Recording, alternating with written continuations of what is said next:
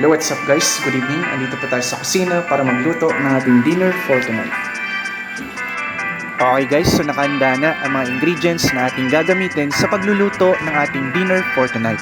Magluluto po tayo ngayon ng healthy food na tinatawag na dinengdeng. So yan guys, agad ko pong inilagay ang sibuyas, bagoong at betchin nang kumulo na ang tubig. At saka ako po inilagay ang iba't ibang klase ng gulay na nakita nyo po kanina sa screen ng ating video.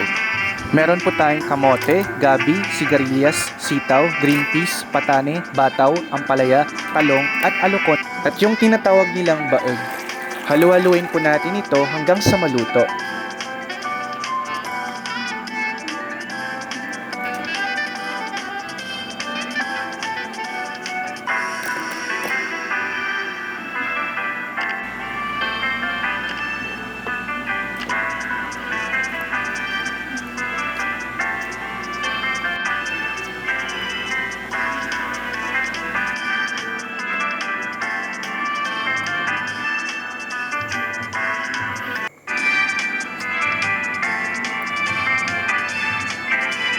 Okay, so ayan guys, malapit na maluto ang ating dinner for tonight.